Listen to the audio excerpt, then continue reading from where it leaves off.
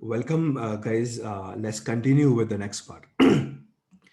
So, we are into the Jenkins training, and maybe, guys, till now, you might get the high level idea of not the actual use case of the Jenkins, maybe because Jenkins is useful for hell lots of things, right? But at least you get the idea of some of the terminology in the Jenkins world. You guys know now what is triggers. You guys know what is job. Okay, and you guys know, at least know, if you want to automate the multiple steps. Okay, we can put all those steps, okay, all those steps in one box, and that's called job. Okay, so rather than you run those steps manually, okay, let's say this is step number one, to download the code, step number two, test the code, step number three, do something else, step number four, maybe copy something, step number five, maybe run the web server. So whatever steps you have, okay, it is not only about code, because you guys think Jenkins is mainly used in app development world. It's about other thing also. Maybe you guys are working in machine learning world. Okay, so one of the step in the machine learning, maybe you want to get some data, not the code, data from some location. After you get the data, there's a concept called cleaning the data, there's a concept called pre-processing data, there's a concept called creating the model, and there's a concept called testing the model, or do some prediction, maybe. So these also steps. So rather than you do all those steps by you again and again, to save the time, what can I do? I can use automation work. And for the automation here, I can take the help of Jenkins or tool something like Jenkins, maybe Bamboo or TeamCity or Circle CI, and tons of tool we have in the market. Can we tell? I'm just giving these steps to you. Okay, run these steps one by one. And guys, in the Jenkins world, these steps is not a job. Okay, so depend, guys, what you requirement. You require maybe some more thing, right? Maybe I get some data from one location and copy in other location. This is like a backup. So I can ask my Jenkins, get this data, download this data and copy here. And I'm also giving some more thing here in between, that I'm just giving a schedule at what time you have to copy. So I don't want to do this thing again and again, every day, every hour, maybe. I want Jenkins, you just keep on running the job. At this point in time, I'm just giving you time, I'm giving you a schedule. And by chance, this schedule is called trigger here in the jobs. And you will do for me. Okay, so maybe your personal task also you can do. Okay, maybe you can ask the Jenkins at this time, mail somebody. So we have an API for mail. We can ask somebody to just keep on checking some of the mail, and if something, this thing come in the mail and email, do this thing. Okay, send the WhatsApp. And so any kind of automation you need in any area in the technological world, machine learning to big data to IoT to cloud, or maybe any other tools, or maybe in app development world, whatever the use case you have, whatever steps you do normally to manage your IT task, you can ask the Jenkins or some CI/CD tool, they will do for you. There's a different point. Normally we use Jenkins mostly in this world of application or in the world of coding, but it doesn't mean you can't use Jenkins in the world. And nowadays it is now very common. We use Jenkins machine learning world, in AI world, in deep learning world, in data world, means I'm talking about big data world. Okay, it's very common to use Jenkins kind of tools there. Because everywhere I want thing to be automated. I'll try to, guys, take some example in the future classes how to use Jenkins with other technologies also. Okay, and so this is, guys, this is very high level. I just want to explain you before I move to the next part. So what is my today's plan? Okay, so today just I would like to go for some more advanced concept of Jenkins, very much interesting concept. So what exactly we are going to do today? We are going to create Jenkins cluster. Okay, so this is the entire plan for today. So we are going to create a Jenkins cluster today. Okay, what I mean by this, okay, there's one more term we can use. We are going to create a distributed environment or distributed Jenkins setup. So what I mean by cluster or distributed Jenkins, but let me explain you the use case. All right, then you automatically understood the use of distributed concept of Jenkins. Okay, it's a very good concept, a very advanced concept, but very much useful. And this is the way we always manage the Jenkins. Okay, so what I'm doing here, I'm doing something here. This is not, guys, useful for this class. There's one cluster of OpenShift running. I'm just stopping this cluster to save my RAM and CPU. Okay, so what I'm doing here, so I have a Oracle VirtualBox, and I believe, guys, till date everybody has launched the Jenkins. Okay, so this is a system where my Jenkins is running. Okay, now what I'm doing here in this Jenkins, okay, I am going to create one job. Okay, and understand one thing, guys, job is just a name. Job is the way to tell the Jenkins run this one, then this one, and this one, and this step, and keep on running this step in the same sequence. Run this one, then this one, and finally, if all the job run, if all the job run, okay, just give me thumbs up and show me uh, blue ball or green ball, and to tell the job is run successful.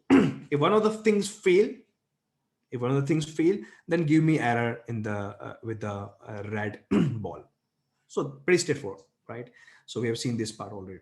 Okay, but understand one thing, right? It all depend upon what steps you are asking it. May first step, maybe I can ask my Jenkins to go to GitHub, download the code, and obviously for this step I need internet connectivity.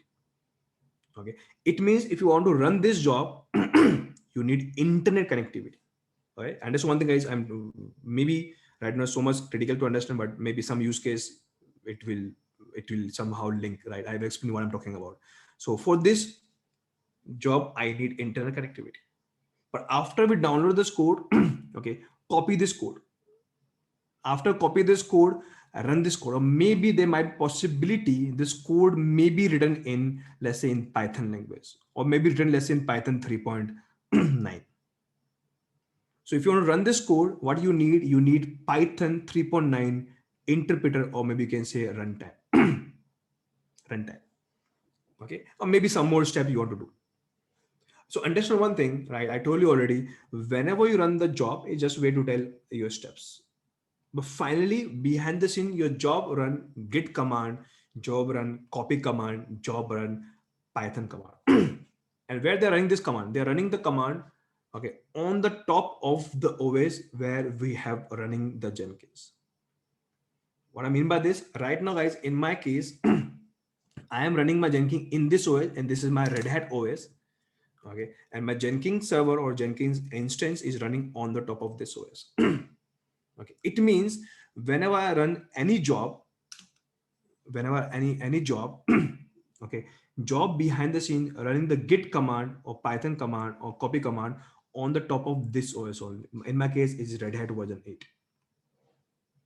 So what I'm trying to tell you here is, it means if my OS or Red Hat version 8 OS don't have a internet connectivity, so this step will fail, because this step require a git hub internet connectivity. And if my OS don't have an internet connectivity, so this step fail. And guys, it is very common, right? Because if you talk about your internal company premises, your own personal on-premises data center, there's a lot of things we don't provide internet connectivity. We would like to put everything inside our own network world. It's called LAN, or I can say isolate. So if my this OS, if due to some reason I want to isolate, means I don't want to provide any internet connectivity, so this kind of job will finally fail. Okay, they will require for security also, and some other reason also we might have. Okay, but let's say we have internet connectivity, but if this OS don't have Python 3.9 runtime, this OS means this OS, so my job fail, because my code require Python 3.9 runtime. But my if Reddit 8 don't have, they will fail. Okay. So again, this is again one challenge. But so it means wherever you have installed the Jenkins, you have to first put the internet connectivity. So it somehow might leak your security, maybe somehow.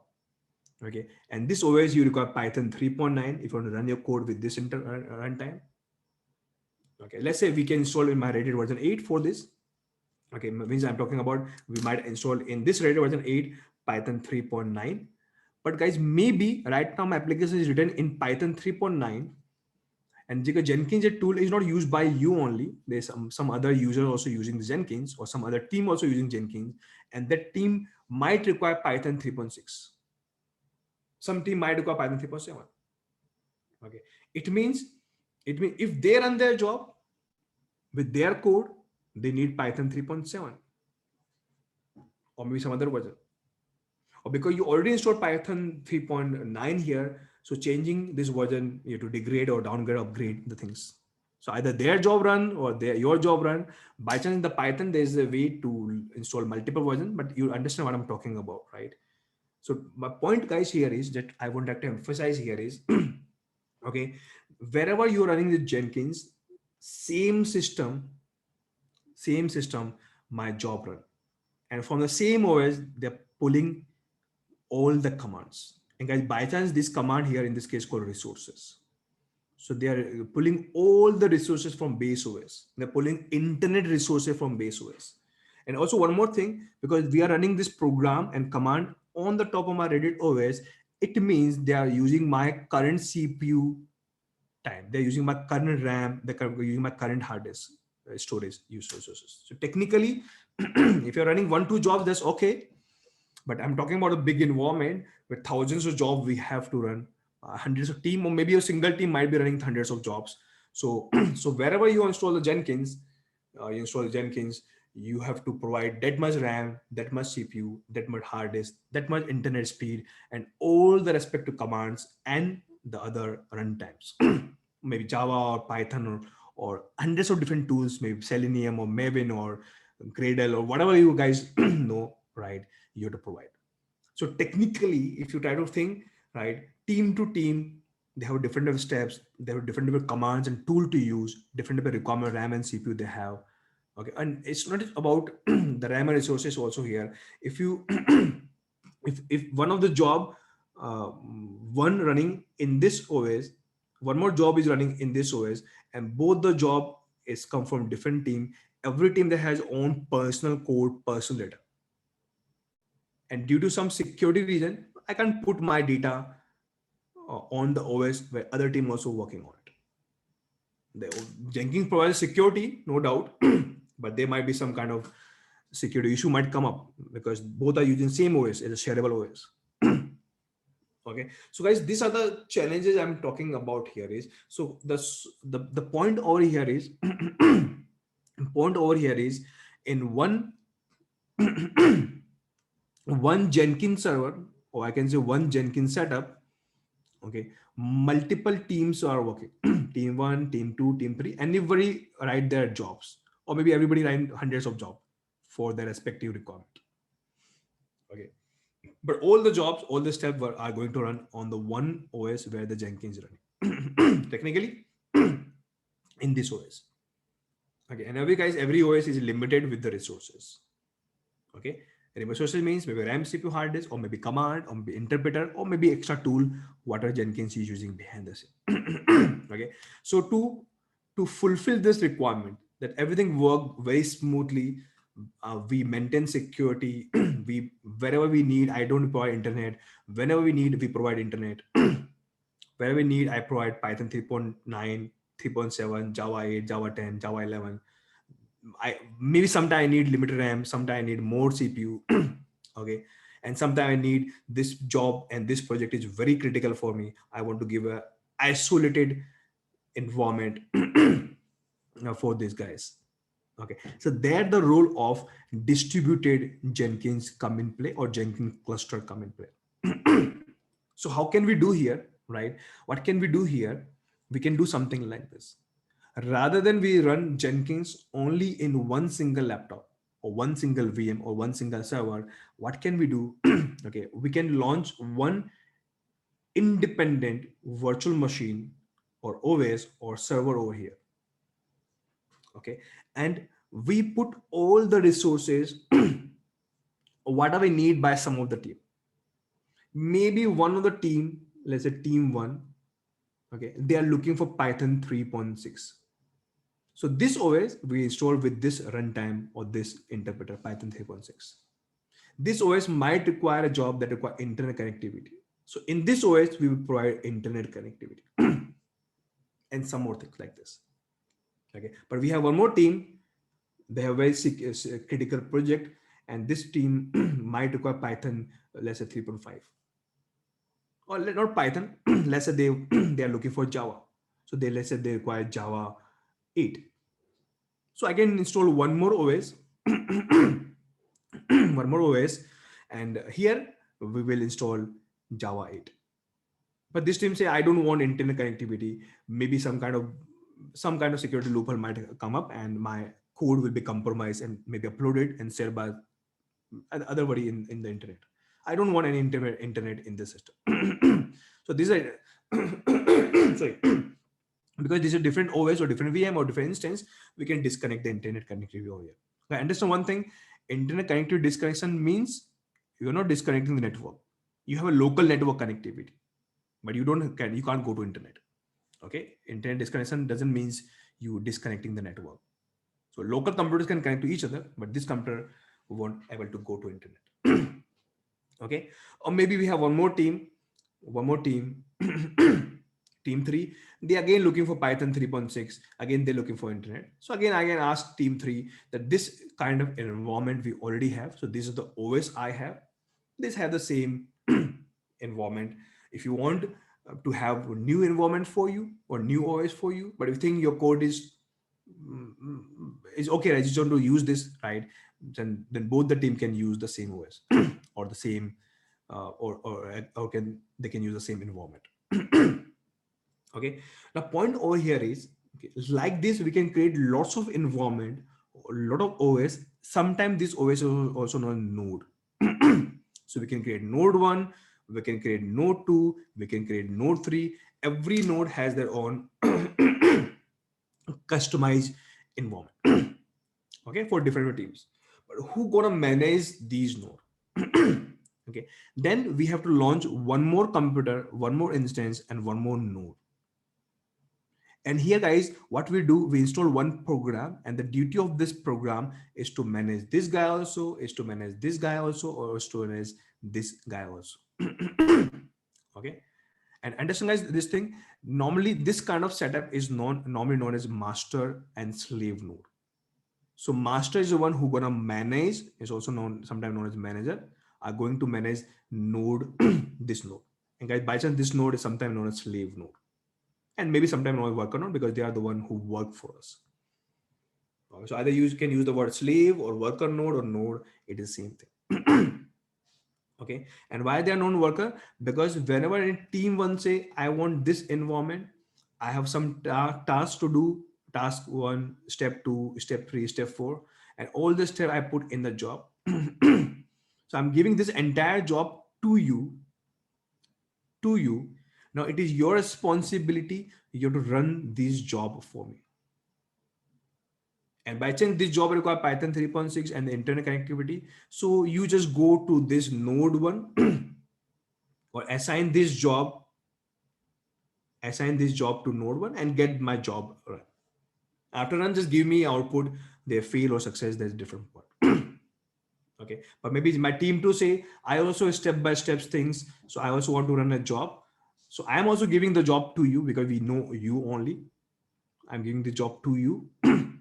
Okay, but whatever the job need, they need Java 8, don't internet connectivity, and you know the node 2 or worker node who will work for us and who will run the job for us. Just go and assign this job to this guy, or I can say distribute this job to this guy, and get and because this job is run on the top of this OS, and because they run on the top of this OS, so whatever OS has a command, has a software, has a resources, has a CPU, has a RAM, so that my resources, my this job gonna use. Okay, so depending on guys in the worker node, how much CPU, RAM, network connectivity or no network connectivity, commands, process, whatever is running there, that much resources your team uh, job will run for you. Okay, so guys, this entire management. Okay, here we have one computer called master node. We have hundreds of computer maybe, or maybe two computer or three computer is known as worker node or slave node. So this is called master slave relationship. Okay, here we create master relationship means master and slave working together, and anybody who working together like a team. So in technical word, this team is known as cluster. So it's become a cluster. But every cluster guys has some use case. Okay. So anybody who know Hadoop, so if you want to create a storage cluster, so it is called storage cluster. Like in Hadoop, we have HDFS. Anybody know Kubernetes? So that cluster duty is to manage the container. That's called container cluster. But this cluster use is for managing the job.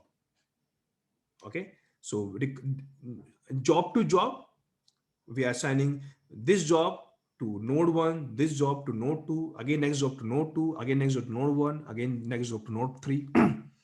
So technically the duty of this cluster is managing the job. So I can say the word called it is job cluster. And how they're working, so based upon the requirement we are distributing the job. And guys, that is a reason this is known as distributed cluster or distributed job cluster. Okay, and guys, for creating any cluster, for any kind of use case or requirement, we need some software or tool. And for this job cluster or distributed job cluster, the tool that we are going to use called Jenkins. So Jenkins has the capability to create a master node who gonna manage all the worker node. And if you do so, then this is called Jenkins cluster. Okay, so Jenkins is just a tool name. Okay, but what Jenkins gonna do, it will create a cluster for distributing the job. That's called distributed job cluster. We are going to do. And why we need this? So what guys I'm trying to explain you, this is the actual use cases why we need a cluster. If you 100 job running, right, all the job require RAM and CPU, we can run all the job in one single computer, right? So to manage the RAM and CPU also, we can run the job, some of the job in node 1, some of the job in node 2. So these are again some of other use cases why we need distributed cluster. And some more use case going to come up in the future, but this is the very some core important use cases why we need distributed Jenkins cluster. Okay, so let me show you guys how we can do this. So plan guys for today is how to create cluster. That's the plan. Okay, so let's start doing this. And obviously guys, for this plan, we need at least two computers. At least two computers. Okay, one will work as a master and second work as a slave. Okay. So at least we require two computers, but let me try to create a little bit bigger. So what I'm going to do, I'm going to use three computers here. One will work as a master and two will work as a worker node, or I can say the slave. But to make this spectacle a little bit interesting, so what I'm doing, this OS, I'm going to use Linux operating system. And this OS, I'm going to use Windows. Okay, your slave would be any of the OS. And why? Again, we have some use case. Maybe we have some code that is written in, let's say, in PowerShell, for example. And PowerShell normally we can't run on the top of Linux. So we need that code to be run on the top of Windows. Or maybe we have some kind of .NET program. So I want Windows environment for this. Okay. So depending on project to project, some project require Windows to run my code, some project require Linux to run my code, or to run some further steps. So normally we can create multiple slave for for these OS. Now it is your choice. It is your choice. You want to run this OS on the top of directly on the top of your laptop, or server is called bare metal. You want to run this OS on the top of your cloud like AWS, Azure, or you want to run this OS on the top of virtual machine, like in my case is VirtualBox, or you want to run this OS on the top of Docker container, or maybe on the top of Kubernetes. So there will be your choice where you want to run this OS. So my guy, in my upcoming class, nowadays, now it's very common and very much dynamic, I can say, okay, to manage this OS environment on the top of Docker. Okay, so so guys, I explain you this use case, very much interesting use case. On the demand basis, my OS will launch and terminate. If you use cloud, or maybe if you use bare metal, or you use your Oracle VirtualBox VM, then you have to pre-launch your OS. If you need, you don't need, you launch initially. Okay, it's like a static kind of OS. So what I mean by this, in my upcoming class, I'll discuss. It wastes a lot of resources, but if you use container technology like Docker or Kubernetes, or maybe other tools like Podman or Cryo, so as the demand come or automatic OS launch, everything work completely, then they automatically terminate my OS. So it's again, guys, purely controlled by master. That's called dynamically provisioning your OS. Very interesting topic. Okay. Normally, normally in the Jenkins kind of training or Jenkins global trainings, this is not actually a topic normally cover. Right? Some of the training might cover, but normally not cover. But I show you guys this topic with broad practical in my upcoming class. The only requirement is, by chance we are in the Jenkins training, but only requirement is you should know basics about Docker. So by chance anybody here, they don't know about Docker. So what we will do, guys, I ask my team, they will share some of my video that I cover basics and code about Docker. I highly suggest, guys, when I take this topic of Docker, and we will use Docker to create our cluster and work as a slave or the worker node. So before I take this topic, I suggest, guys, just cover, just take some, give some of your time, you know, prepare yourself with it for the Docker, and then when I take this topic, you will be comfortable what actually going on. Okay, but right now today we don't need any kind of Docker thing. Okay, so my plan is something like this. So I'm going to use one system as a master, and wherever, guys, you have the master, you need Jenkins there. Okay, and this system I'm going to use as a Linux operating system. Okay, in the Linux operating system or in any of the slave, you don't need Jenkins. That's a good thing. So you don't need any Jenkins tool in any of the computers. Okay, so for me, guys, what I'm going to do, I'm going to use this particular computer. This particular computer IP in my case is 1.4. So 1.4 in my case would be work as a master node. This is my IP address. Okay, and I have one more operating system here. Let me use, let's say, this one. Okay, and this OS, guys, or let me use maybe this one. This OS I am going to use as my slave node. And guys, for the slave node, I don't need any Jenkins. And one more slave node I'm going to use here today is Windows. So right now, guys, if I talk about my laptop, I have the Windows, and the IP of my laptop where my Windows is running is 1.12. So 1.12 would be my IP for Windows. So finally, what I'll do after we have this setup ready, all right, when I create this job, that time I can decide where I would like to run my job. Now you have three possibility. You want to run the job in master computer, the way we are using till date. You want to run in slave one, or you want to run in slave two. Okay, so now you have that flexibility come up. Okay, but for this, you need to create this connectivity or this cluster. Otherwise, you won't have options to decide where you want to run the job. Okay, but why you want to run the job in different slaves? Because you can run the job in master. I already explained you this concept. My job require internet connectivity. This will have. Maybe my job require .NET framework or .NET environment. This Windows have. So depend upon requirement to requirement. The guy who create the job, they will decide which node they want to run this job. Okay, so that's what the plan is. So this is one of my worker node. So let me pick the IP. of this worker node. So, so guys, while creating this cluster, I explain you some more concept how to create this cluster. But before guys, I explain you further concept, I would like to tell you some more thing about Jenkins. So in this system, guys, I am running with Jenkins. How I know? I can use this command and search for port number 8080. You can see this port is running and having run by Java means my Jenkins is running. Okay. Or one more way you can confirm, you can use PS command, search for all process and search for any process that is running with Jenkins. And you can here, you can see there's one process called 1711, same process ID, and this process is running with Jenkins. So multiple way we can confirm that Jenkins is running or not. Okay, so what I'll do, I'll go to my one of my browser, let's say in my Windows browser, and I can connect to the portal of my Jenkins. So Jenkins gives web UI, and you can connect web UI from any of the computer where you have a connectivity. And because I don't have the firewall over there, I already disabled the firewall, so I can connectivity is done, and let me log in to my portal.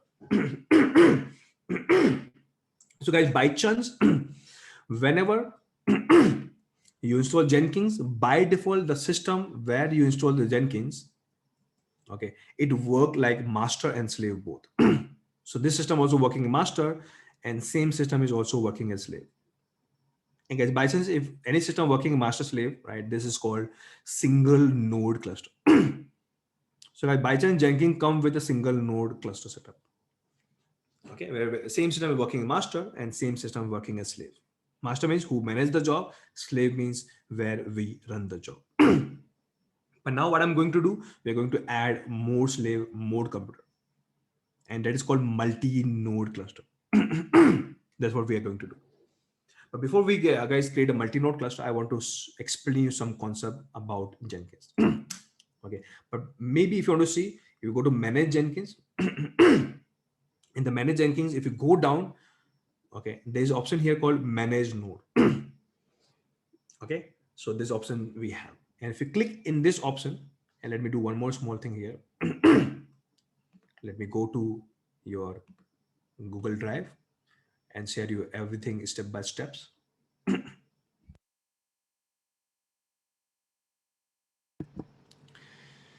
So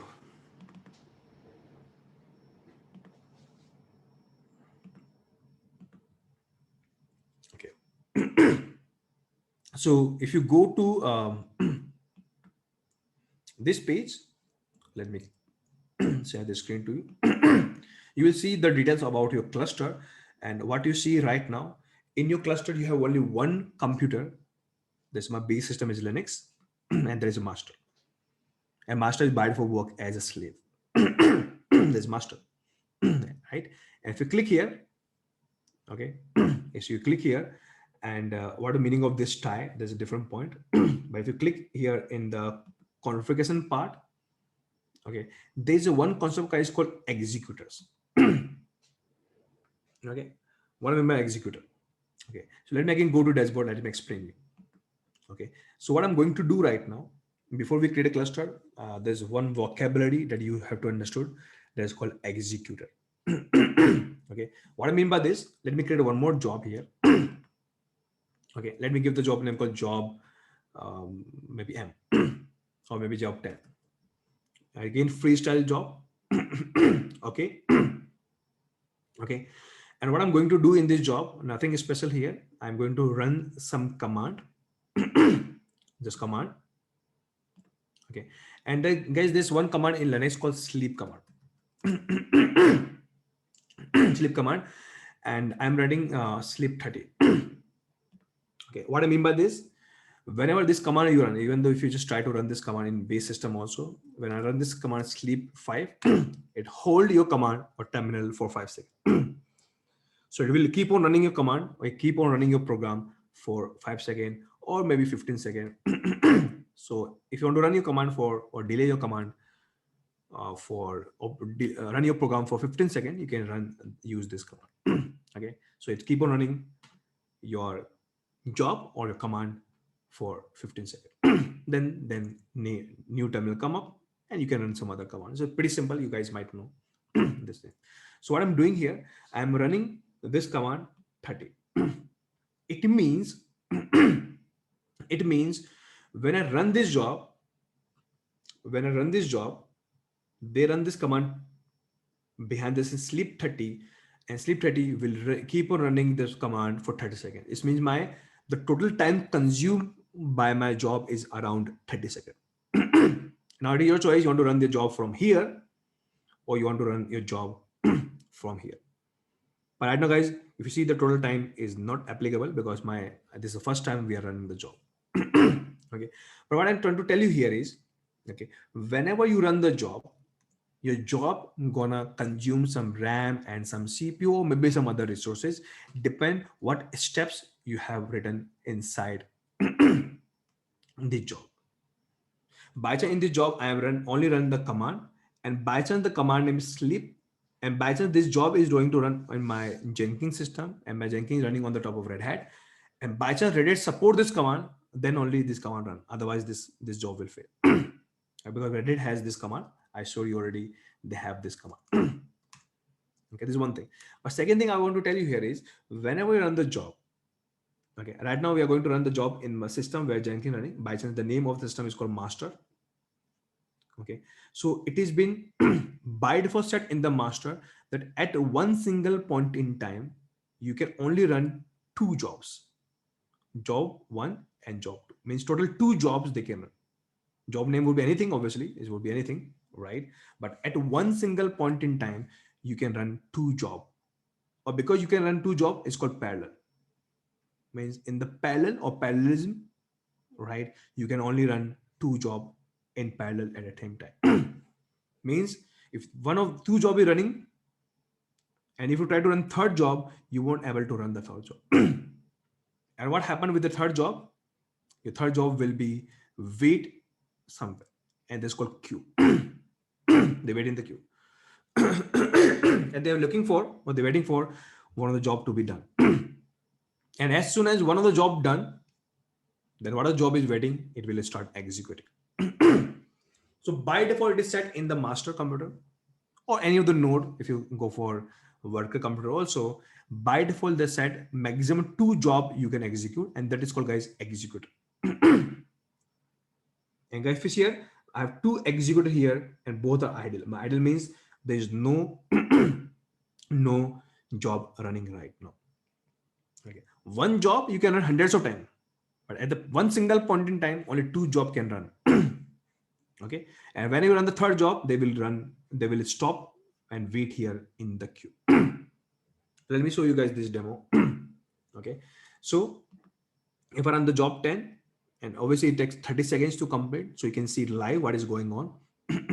So if I click here, the job is start, and you see, guys, here one of the executor they consume. Okay, executor they consume, and if I run my same job again, what happened?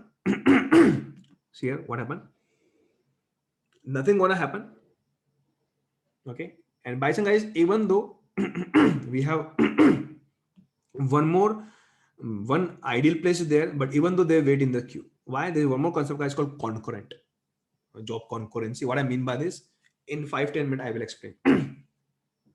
Okay, and then they start working. So what I mean by this, let me, guys, create one more job. I can explain you properly. Let's do one more thing. Let me edit in the job one, or maybe I can create a new job. Let's say this job 10, and same job I would like to create. Guys, if you want to create any same job, there's one more option here called copy from. And here, guys, they give you all the job name, so you can copy from some other job.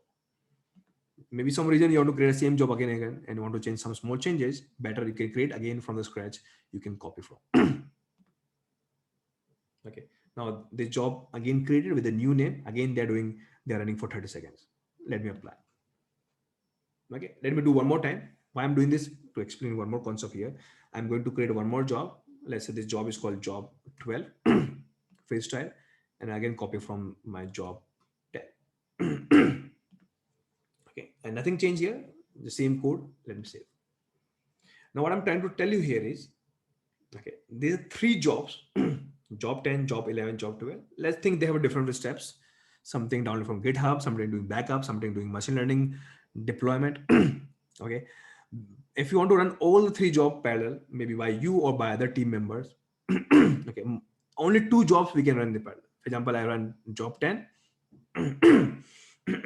They started. Right, let me run job 11 also. Now if you see guys, they also start in the executor. And now let me run job 12.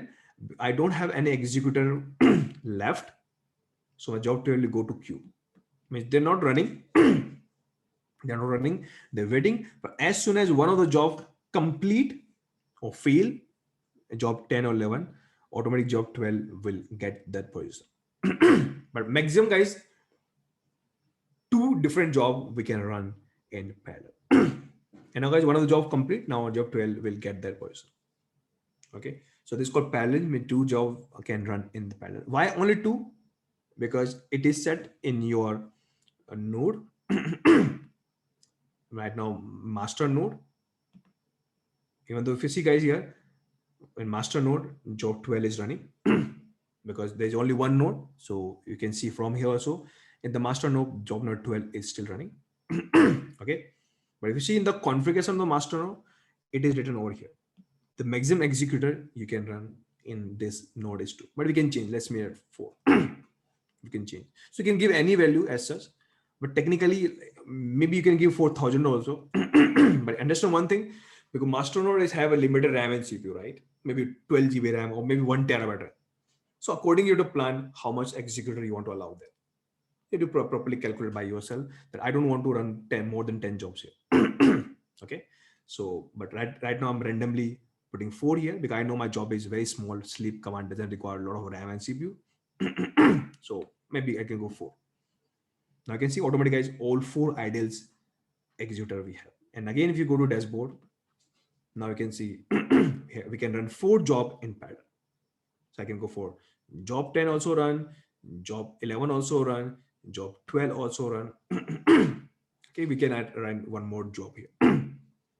Okay, but understand one thing guys, even though we have one idle place, if you try to run job number 10 also again, okay, they won't run and they wait in the queue. Means 4 different jobs we can run here. But if same job you want to run 2 times, same job, okay, they won't run. So here 10 is running, so same job they will go to queue. And as soon as the first 10 complete, then this job is done. So 4 different job I can run, but same job you want to run more than once, they won't apply. Why? So if I go to job 10, if I go to configuration of that job, okay, okay, there's a concept called concurrent build. Okay, this option is disabled.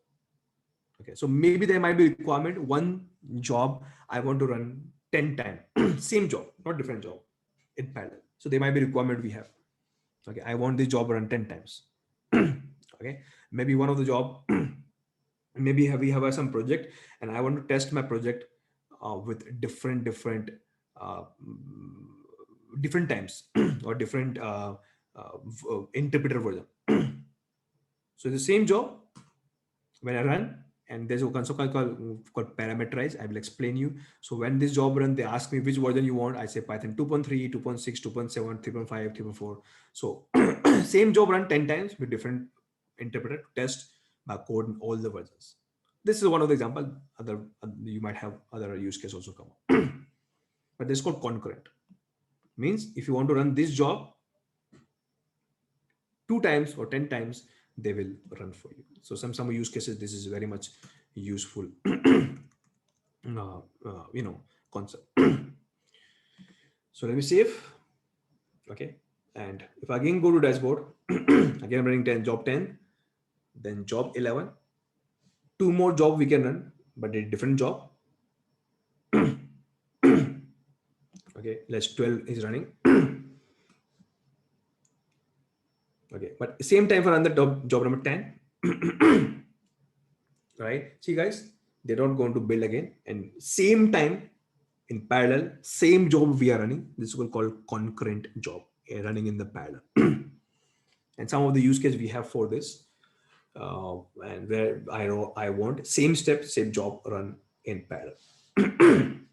Okay, but technically one node right now master we can run maximum 4. Can you increase to 4,000? Answer yes. Can 4,000 job run? Answer yes. But it all depends how many resources you have in your master computer. Do you have so many RAM and CPU? Then you can run. And normally we don't have. We have limited resources, so we always run the put the limited executor. And that is one of the use case where we need of cluster come in play. So let me show you guys how to create a cluster. Okay. So what I'm doing here, and if you want to create a cluster, you have to go to manage Jenkins. Okay. Here go to manage node. Okay, manage node. And if you want to add one more computer, and obviously that computer would be your worker node or a slave node, there's an option called new node. Click on the new node, and here you can give a node a name. So let me give the name slave one. Normally you'd always give a good name like Red Hat 8 with Python 3.8 with internet connectivity, something. So just try to give a node a very logical name because we have hundreds of node maybe.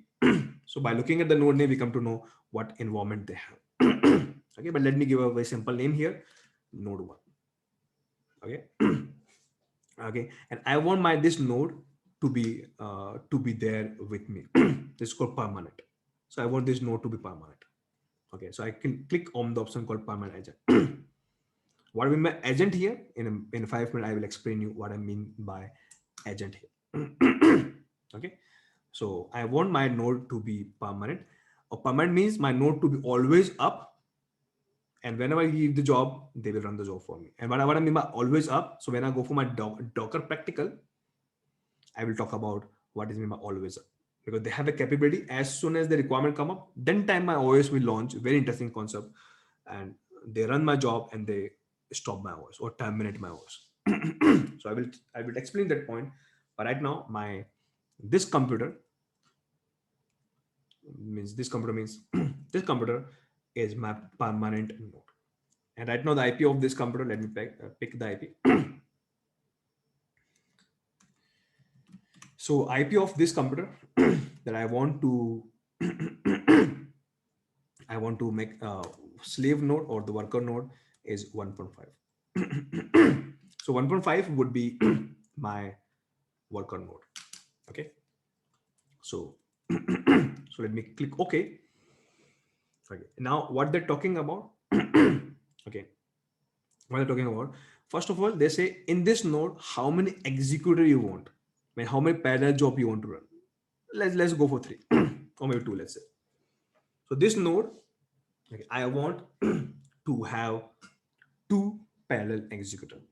Means 2 job I can run there, maximum or maybe 10, whatever you feel like. Okay, this is one thing. Now if you go down, and this is why guys, but obvious, it's but obvious. If you are if you want this node, if you want this node to be work as a slave node, okay, and who will manage this node? Obviously your master. So master node is the one who will give the job. Okay, and that's one thing, we as a user of the Jenkins, okay, we always contact to master. We never know how many slaves they have, and we say we have one job, I want this job to be done. Master is the one who decide I will to assign this job to node 1 or node 2 or whatever name you have given. So this name is very important because this name we some where we use where to assign the job. So when this job come up, we say job 1 is the one job that I want to assign to node 1. So we always use the name of the node to assign or for assigning. But understand one thing, right? Technically, master node is a different computer altogether. Slave node is a different computer altogether, different IP. If one computer want to connect to other computer, obviously we need network, and maybe local network or internet, right? We need network. Okay, but this is one thing. But second thing is, if master computer want to tell something slave node, we use certain way. There's called certain protocol. And normally, if the worker node is slave, right, of the Linux system. So one of the grid protocol in the Linux world, right, to tell something is the SSH protocol. So SS is the very standard kind of protocol, secure protocol, right? So master node can connect to my Linux because Linux by default support SS protocol normally. Okay, Windows doesn't support. So if you have Windows, we have to go for some other method. We will show you, explain you later what method we can use, what protocol we can use. But because right now my slave is Linux system, they have a great support for SSS. Even though we can check very quickly, if I go to my slave, if I ask, do you have any SSS services running? Okay, they say yes, we are right. So this is very commonly activated service in Linux. Otherwise, you can enable if it is not there. Okay. So this computer say, I'm a slave, I have this particular protocol enabled. So, so what can we do? Okay, guys, can you hold for a second, please?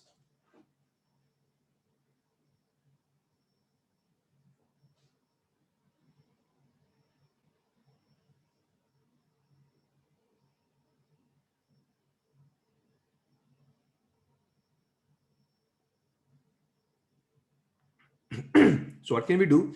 We'll tell my master that if you want to connect to my slave, by chance I know this is Linux, so you can use one of the method called SSS.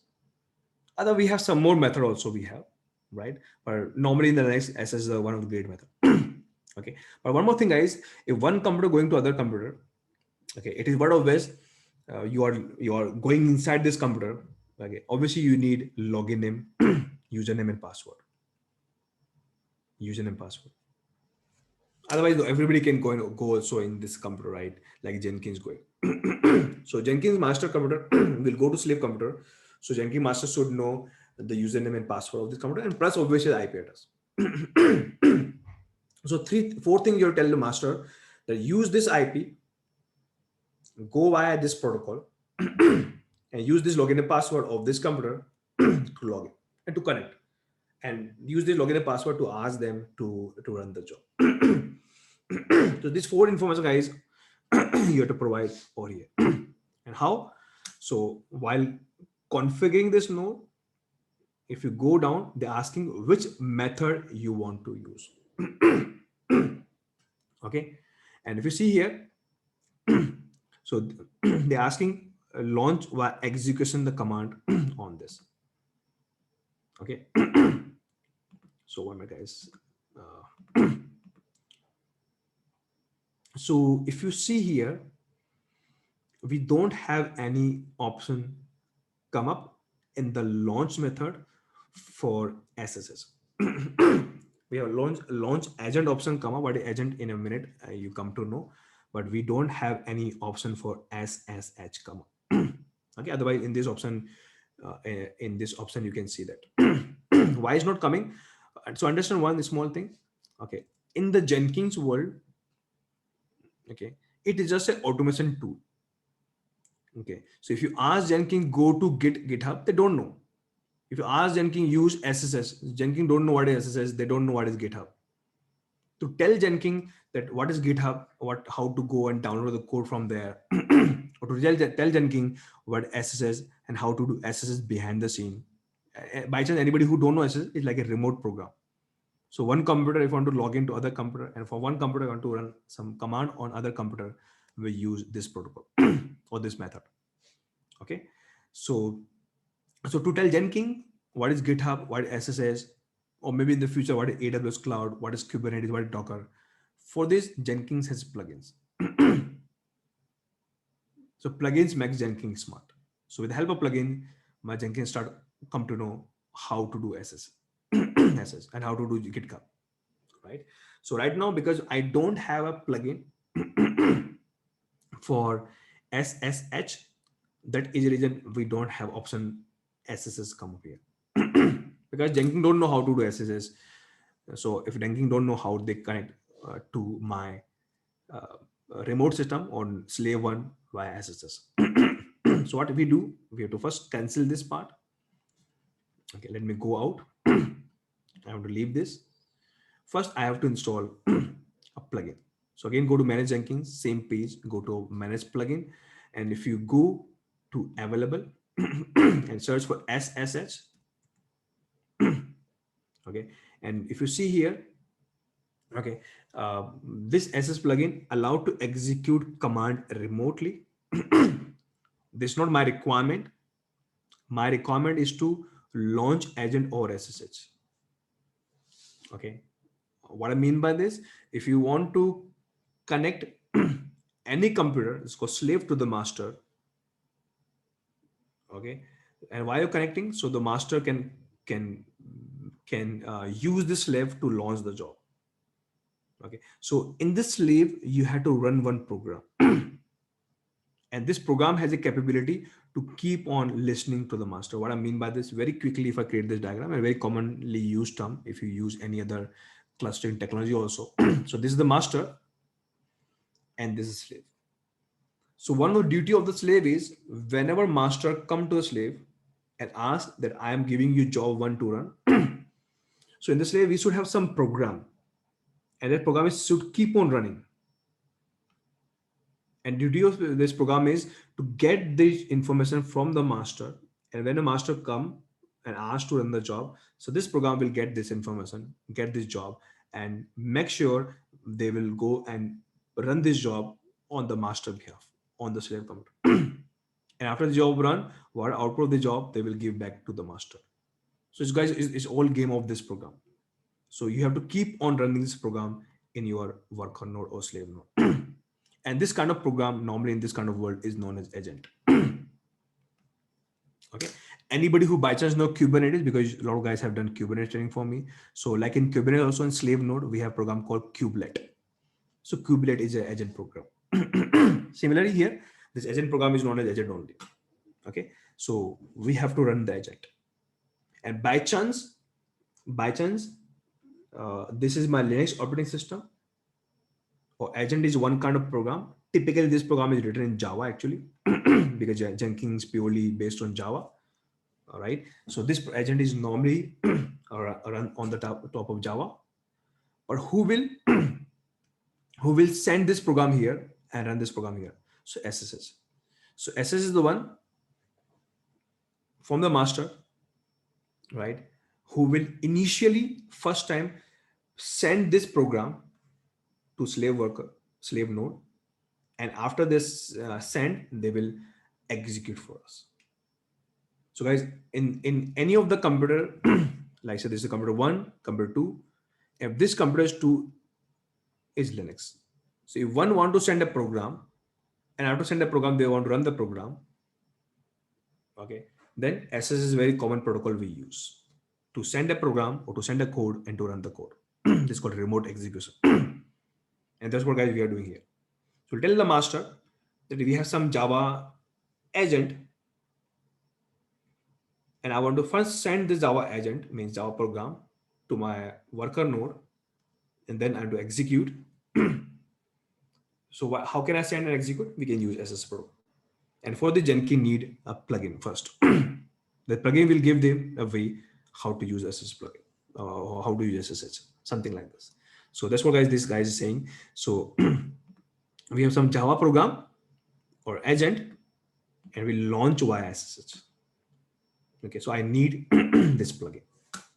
Okay, but how this plugin is working behind the scene, I'm trying to explain that part also.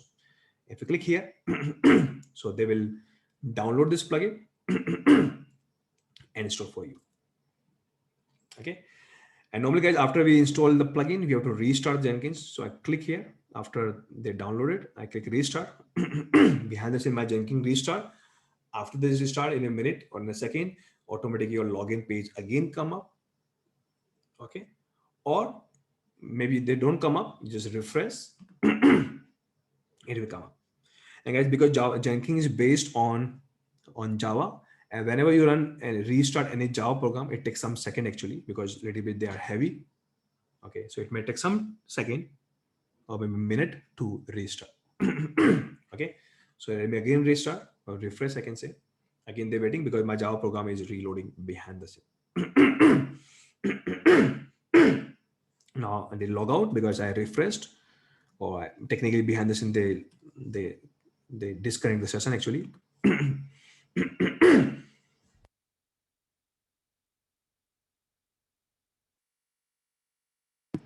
Okay, so this page come. Now we have one plugin installed. And now if I go to manage Jenkins, again, my plan is to add one worker node. So I go to manage node. I don't have a further node here. So I click on node. You can give any node a name. Let me give slave one. Now guys, you now understand the meaning of permanent agent. So you are sending an agent to this node via some way. So they keep on running. And because they keep on running, they will take my further jobs. Okay. So agent we are launching there. But how you launch, what method you are going to use is called launch method. Okay, there's option guys come up. Nice. Now you can see a launch method for agent is SS. So SS we just use to launching the program there. Let's go Java program. Click. That's all. And now, but obvious guys, if you are going to other computer, you have to provide the IP address for this guy and the username password. And username password is known as credentials. So you provide the credentials. Okay, so I by chance I know the IP address called host. So IP is 1.5. Credentials I don't have. You have to add here. You have to add here. Okay, and I'm adding the credential. So how you want to log in? So anybody who know SSS, you can log in via username password, and you can also log in via user and key if you know SSS private key. Okay, but right now to make it simple, I'm logging with username and password. If you know key, you can also use private key. Okay, so username in my case is root, and password of that OS I have is Red Hat. Okay, it's not good practice to you log in via root. You can create separate user with limited power with sudo if you know. But right now to make it again simple, I'm logging with root. Root is an admin account that has all the power. Okay, so any command I have to run in that node, I can run it because this user have all the power. Okay, so pretty straightforward, and that's all. And I can add. Okay, and this one credential they added. This is just a name, but internally everything they have added. Okay, that's the only thing you have to do, guys. Finally, so so when I launch, when I make this computer means IP 1.5, the name of this computer in my cluster is slave one. They have a capability to only launch, let's say, 2 executor. Okay, and but initially they launch the agent via SSS. This IP and this login and password they're gonna use.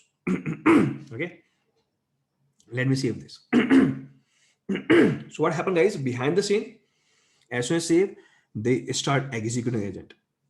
Okay, this red marks means okay they're still trying to launch the agent there. So technically, from my for my IP 1.4, they're going to IP 1.5 via networking using this protocol. They log in with login and password. And while they're doing, they're launching some Java agent, Java program. Actually, you can think they're copying the Java program and they're running the program there. And after running the program, the Java program automatically connect to the master.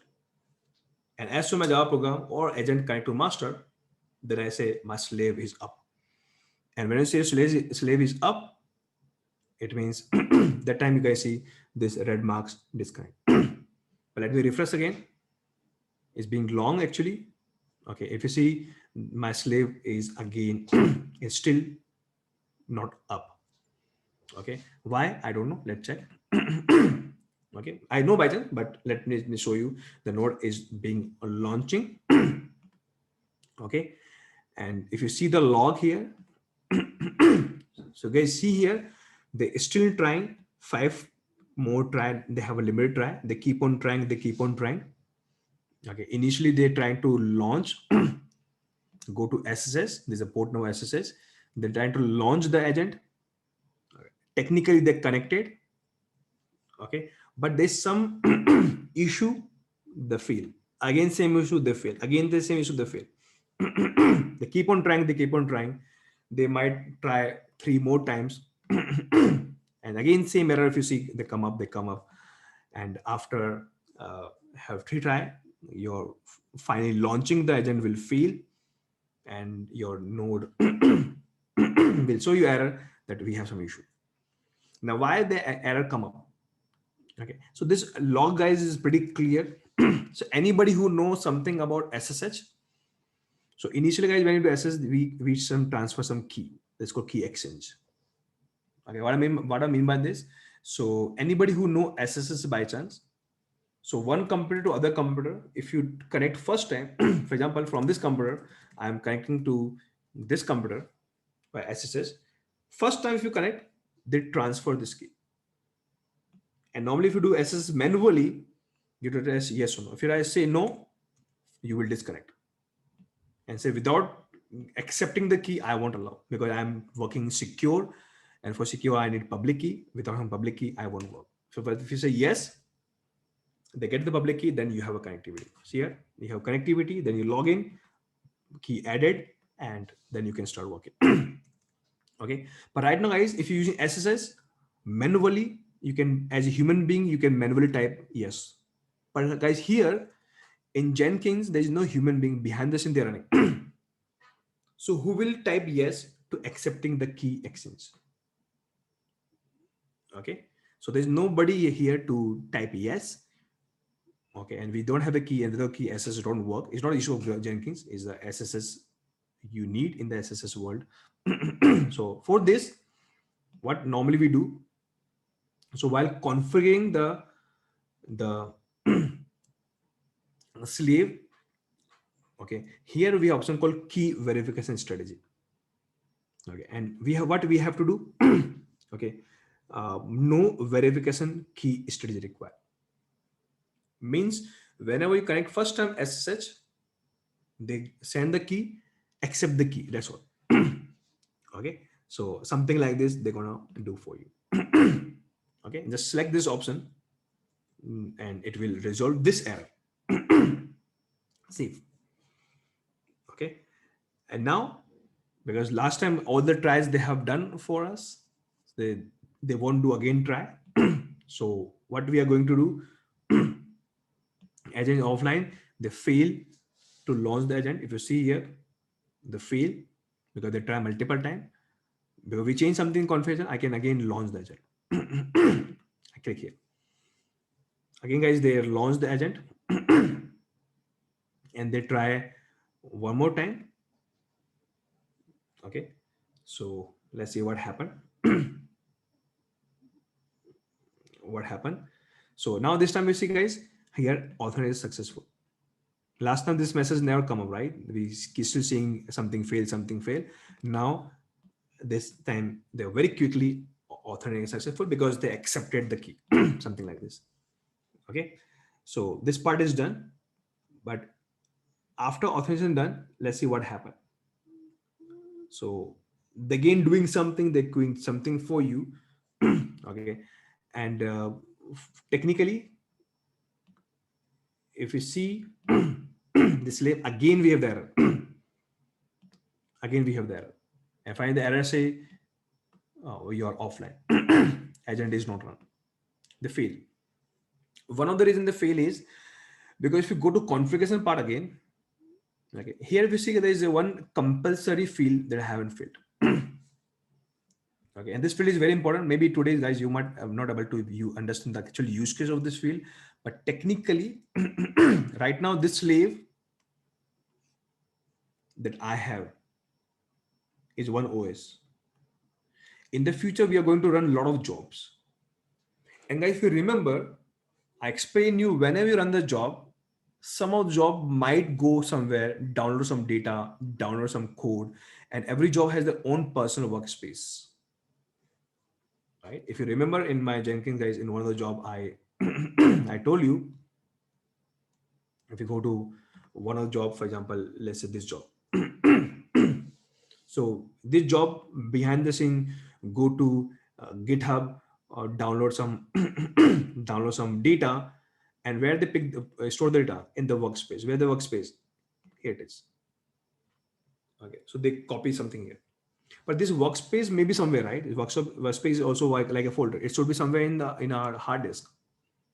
Okay, same thing when you run the job in slave one, the job might require have some data, they download somewhere, they copy here and there. Where they do everything in the workspace of job one. And workspace what is a storage. And if what is storage? Storage is like a one kind of directory in the OS. So which directory they're going to use in the slave? That's what we have to decide here. And that's called root directory. Okay. So in the slave, you tell which directory they have to use, or which storage they have to use, or which file system they have to use from this slave. Okay. So that is compulsory. Otherwise, how they know which one to use? Okay. So while creating the what do you say, the slave, you have to be sure, means you have to be clear that which root directory you have to use. And you can give any directory. Let me give the directory called slash my workspace. But whatever directory you give, it should be there. So in my case, this directory is not there. So let me manually go and create, let's say, my workspace. Okay, and right now this the directory is empty. But you see, guys, when you start writing the job, this directory start filling with some data. Okay, any directory you can create. Whatever directory you create and whatever location you create, you just provide here. Okay, so my workspace directory. Okay, so this is one more thing you have to add and save. Okay, and now again launch the agent. Okay, this time now they are doing something for us. Now they detected this is the directory, my remote directory. Directory, we found this directory, and now we are trying to running some agent. I know this is Linux or Unix system. So we finally launched the agent, and my agent is now connected, my agent is running, it's online. And because the agent is online, and see, guys, they keep on moving, means agent is keep on listening to you. So whatever you give the job, they will run the job for you. Okay, and now if I go to my slave node, and this time you see, guys, there's no red marks here. And they say they are synced with the agent, means the clock time actually, or how many resource, RAM and CPU they have, they will tell you. Okay, so everything we have. And now if you see, we have two more executors come up. Two come from slave and four come from master. Okay, it means 6 different jobs we can run in parallel. Okay, now what I'm going to do, I'm going to run the job. Let's say I'm going to run the job number 10. Now your job will be run anywhere. By chance, the job by chance run on slave node. Okay, your job runs slave node. Let me run job 12. Let me run job 11. So guys, they always try to fill all the executor of slave. And then if you run one more job, and if you don't have any executor left in your worker node, then they take the space from the master. Okay, why? Because while configuring this slave node, if I go to my dashboard again, manage Jenkins, while configuring this slave node, this one, if you go to configuration, we have mentioned here, users use this node as much as possible. Okay, so these are by default options we have. It means if any job you have, always try to run the job there only. Okay, but if you change this username with only build job with level expression matching this node. Okay, what I mean by this, I will explain in a minute. But if you change this uses over here, and now what happened? Okay, so now if I go to dashboard, I don't have any job running, but let me run my job 10 again. Okay, this time job will run in master node. Okay, because we change some setting in the slave node and say my slave will not run any of my job as a first priority. If somebody mentions something, they want to use only slave one, then only they can use. What I mean by this, let me show you. So what I'm doing here, let's say my job 12 is a job. Okay, and the job has some steps, and one of the steps, maybe they need Python 3.8, they need some network connections, they need some extra command, and those things is not available in the master node. But all those command I put in the slave node. So this slave computer has those command available. Okay, so I put everything in the slave node. So for this job, I can say by default, if we run this job, by saying if we run this job always run on master node. But if they run on the master node, they will fail. Right now they won't fail, but maybe this job requires some steps or that command, the resources is not in the master node. Or I also don't want my job will take the resources from master node. The job will be bigger job or long running job, or they need some extra command. They don't have the master. I want this job exclusively run on slave one. Or maybe you can think I launch slave one only especially for this job. Okay, so whenever this job run, they will always be assigned to slave one. If this is your use case, so what can you do while launching the job or running the job? If you see in the configuration of the job, there's option here to restrict this project can run. Okay, means you are exclusively telling your job that we are restricting you, or I can say in the simple term, I'm assigning you your job in particular node. And here guys, you have to give the name of your node. And I know by chance my name of my node is slave. If you see here, automatically the name come up. And that is the thing I tell you, giving the proper name is so important. Okay, see the automatically detected this is the one of the job we have. And job, sorry, name of the node is also called level. So they detected there is one node with this level that matches. Okay, so now we have assigned this job with those node.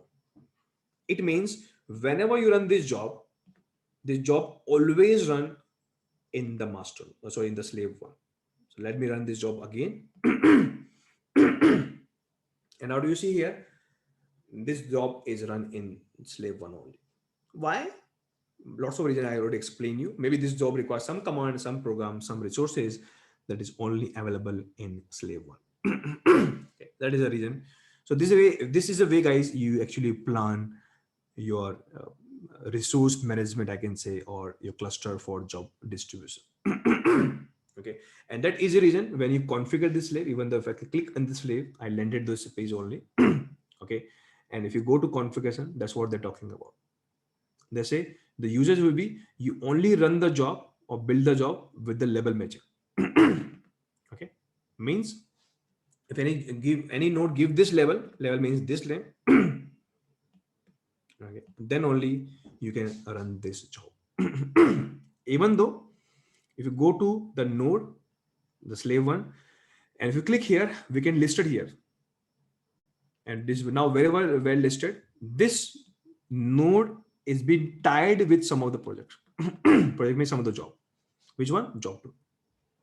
So from here, we can very clearly see that this slave worker node, okay, have been tabbed with 10 or 20 different jobs. Means any of the job they run in this slave one. So from this page also we can see all the job, because normally we have hundreds and thousands of jobs to run. So we can see very clearly here, this node is assigned for which jobs. Okay, so that's what we can see here. Anytime if you want to disconnect your slave node, I can click here. Just you can tell why you're disconnecting, an explanation. Otherwise, just click on yes. Okay, maybe you have a node in the maintenance mode. So rather than I run my job here, I can make my node disconnected. But you want to make this node again online, again online. So click on launch agent. They will make your node again online. Okay, so this is a small operation. Otherwise, if you want, this node will remove, you can delete the agent, your node will be removed permanent. Okay, and some more small operations we can just see. If you want, you can also try and see there. Okay, so today, guys, I have created a multi-node cluster and explain you. Actually, creating the multi-node cluster is not big deal, pretty straightforward if you see here. But why we need a multi-node cluster in Jenkins? That is a very important point that I try to explain you with multiple different use cases. Okay, but tomorrow, guys, I will show you one more time very quickly how to add one more computer. It's called Windows, and then we see a lot of practical on the top of this. Okay, so that's all for today. Very interesting practical, where it come in normally in the part of advanced part, but pretty straightforward if you try to see implement this setup. Okay, any questions, guys? If you have now, you can ask.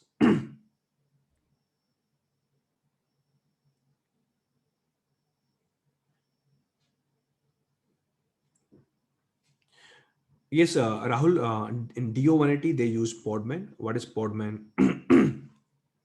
I will explain you.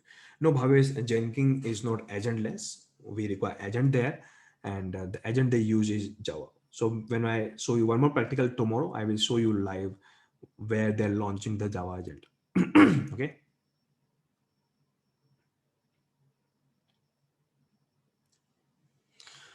How to calculate the number of executor based on the resource like RAM size? Actually, research it is pure depend upon application to application. Okay, so it is not actually the role of Jenkins, guys. Okay, whenever any team who have the app, okay, let's say you have the app of maybe Java, right? So you have some metrics with you, right? Or some lot of different tools of that particular app. You normally find out that how many resources they need. I mean, how much RAM size they have, or how much CPU time they need. Okay, so you have to at the app side, not part of app developer, maybe some APM tool you can use. Okay, or maybe other tools we have that will help us to find how much resources they, even though it based upon the requirement also, right? This app may be web app, and depend web app has a limit. For example, if the 10 client come up, I need 10 MB RAM. 100 client come up, 100 MB RAM we need. Okay, so it's based upon, guys, future prediction also, how much client gonna come up, and per client request session, how much RAM and CPU we need. So a lot of calculation we have to do. It's not a small thing. It's based upon app to app also, and use case to use case also. Then we'll come to know this is the total RAM size we have, and accordingly we we execute that particular job on that particular node. Okay, just I'm giving very high level example, Richard, for very important point, but technically normally it's not a role of Jenkins, guys. The guy who, or the team who want to run the job, they should know what are they doing, building, compiling, how many resources they need for that particular app. Okay, accordingly you can plan the node provisioning for them.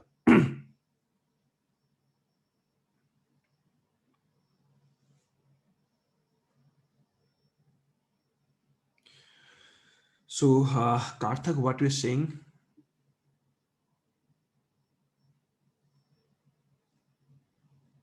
Actually, Karthik is very common, right? It is not about in your life. When anybody is growing in the life, hundreds of environmental factor trying to pull us down. Okay, and they try to make us mind in such a way that we start getting fear of losing something, and we might start losing the thing because of that fear, and then we start doing what actually the good thing we are doing.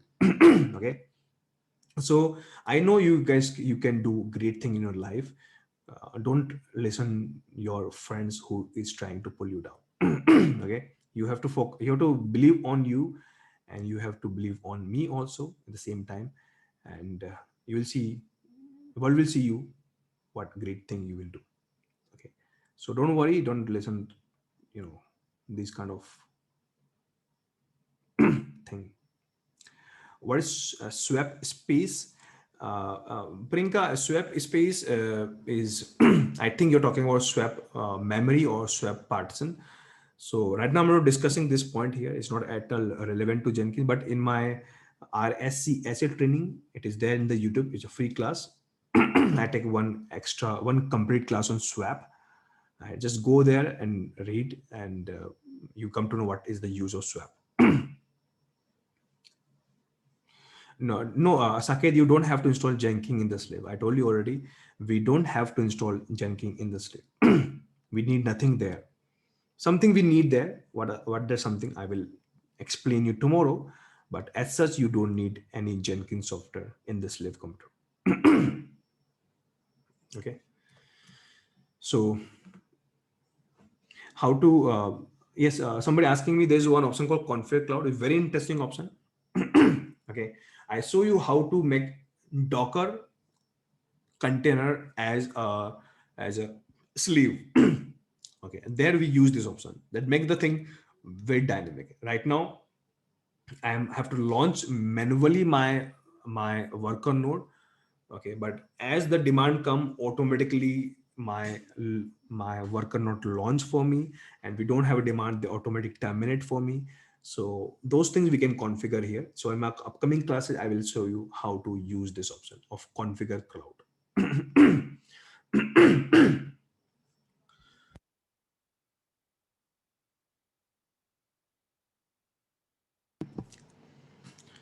So what is artifact in Jenkins? Prakar, I will explain you when I take some of the discussion of Maven. There I normally use this term, but technically you can think artifact is like a software or package. So sometimes you see use the word package, or sometimes you use the word called artifact. But I will explain you in my one of the topic when I show you how to integrate Jenkins with Maven. And Maven world we use this term a lot.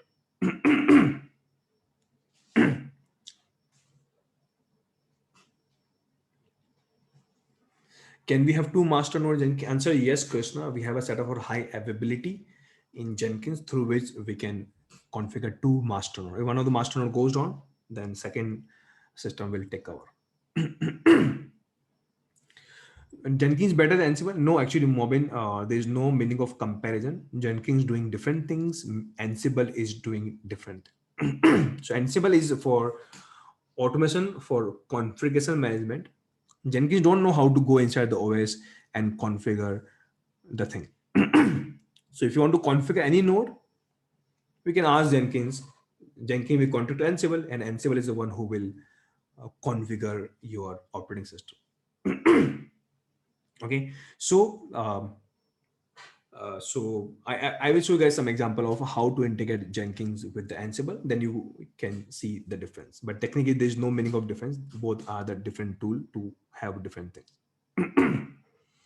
Yes, Wagila, we can use command line also of Jenkins. So in my upcoming class, I will show you how to use command line.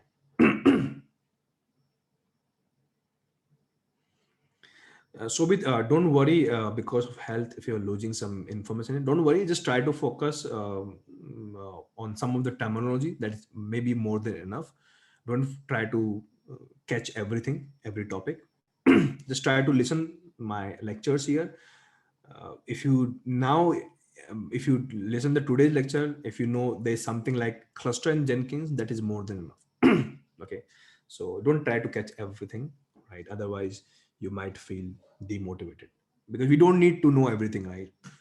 But we should know if something this kind of use case come up, right? What can we do? Okay, so we know now for some use case we need distributed cluster. That's okay. That much enough information might be okay. So which protocol we use to Windows? Tomorrow, guys, Gaurav will take this topic, how to set up the Windows. Then I explain you.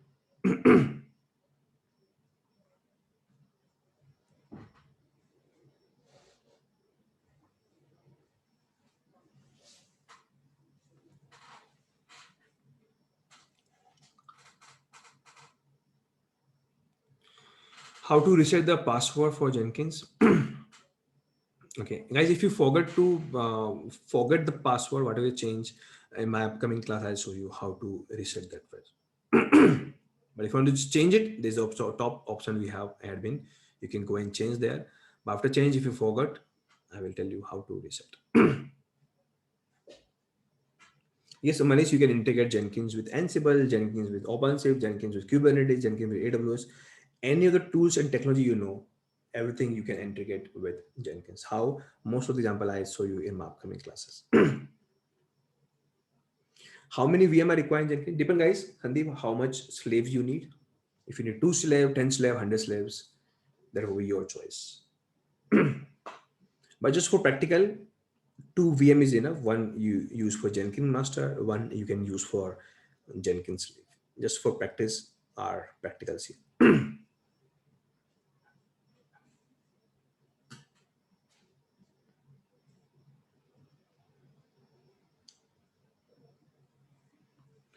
Yes, Akash, in Jenkins, when we run the Ansible file, the scope playbook, we can go and use the gathering effects. So I'll show you some example, Akash, in my upcoming classes, how to run the Ansible playbook if you want. And then you can see how they get the effects and how they're going to use this.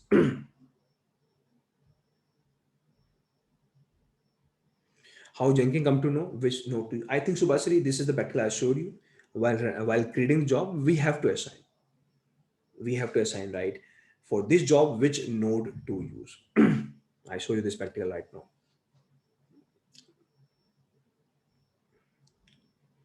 Can you give some insight on GitHub action? I think Dhruv, if you was with me in my Azure workshop, there I use a GitHub action. Okay, so in Azure we use deployment center and they actually launch some action on the GitHub. They auto trigger the things, right? So I'll definitely try to again explain you if you want, but one of the practical in my Azure workshop I show you about GitHub action. Okay,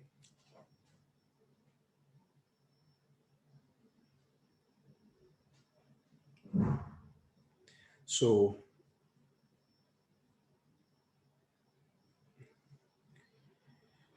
so why Java program are heavy? Uh,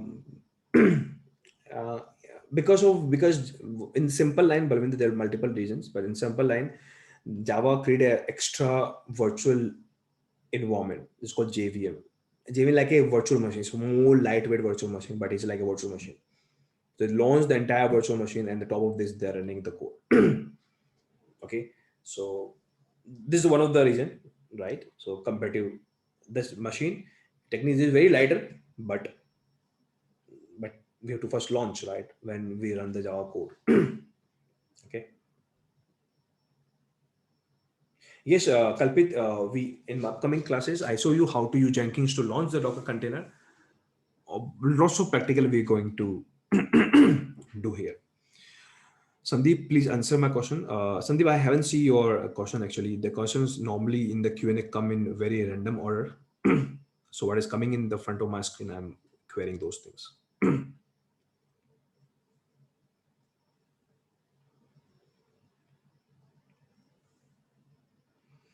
Especially if you're getting some error in the trigger, don't worry. Trigger concept is come multiple time in other practicals also. Uh, your query will be solved automated time. But very quickly, if you can contact to some of the technical volunteer, they will definitely help you if any error come in the triggers.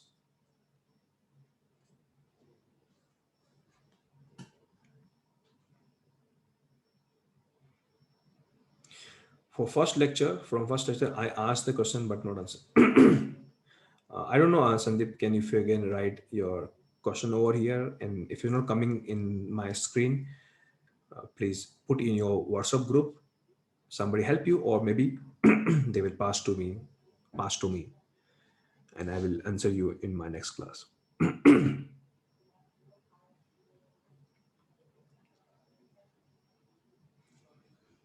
Yes, Piyush, we will cover the REST API of the Jenkins, but not like a directly REST API. Okay, when we use CLI or when we use I can say pipeline as a code behind the scene, they're calling the REST API only. Okay, so in that context, I will cover the REST API of the Jenkins.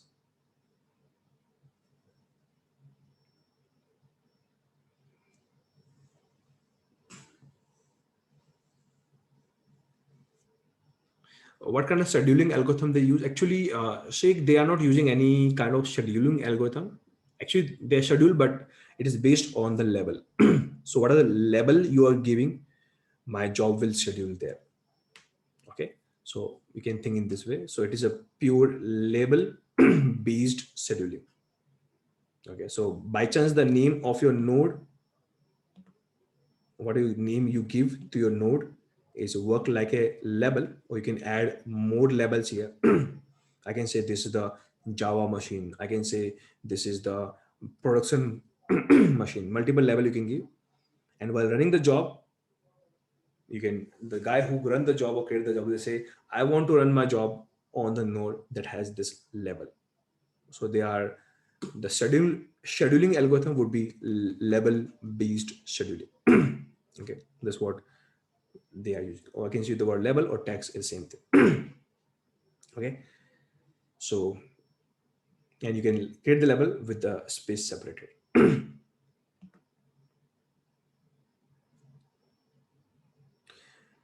So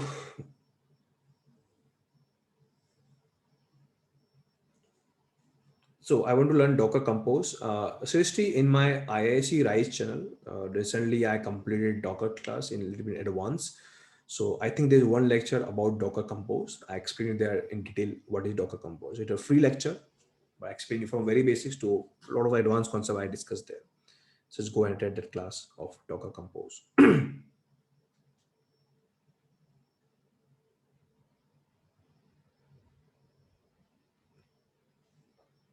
If we delete agent due to maintenance, then where the job run which is configured to run on the system. Obviously, Narasimha, before for maintenance, you have to make sure your job to be completed, right? So obviously, if you disconnect the agent, your job will be done. But we can go for some strategy. I'll try to explain some strategy uh, before you put your agent into the maintenance. Some strategy you can follow. But it's all depend on job. Can we have a capability of the job to transfer from one node to the node? Okay, it again vary from job to job, right?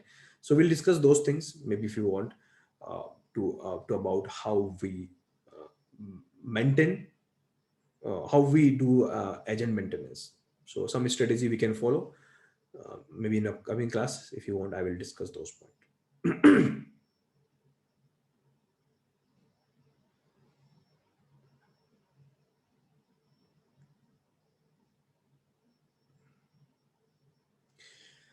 So, so that's all, guys. I think there's some more questions. Maybe in my upcoming class, those things will be touched, and you will get the answer. And that's all, guys, for today. Okay. And I highly suggest, guys, put your query in your respective WhatsApp group. Maybe somebody definitely help you with your with the points, and maybe some of the query, guys, will be will be discussed in upcoming classes. Right.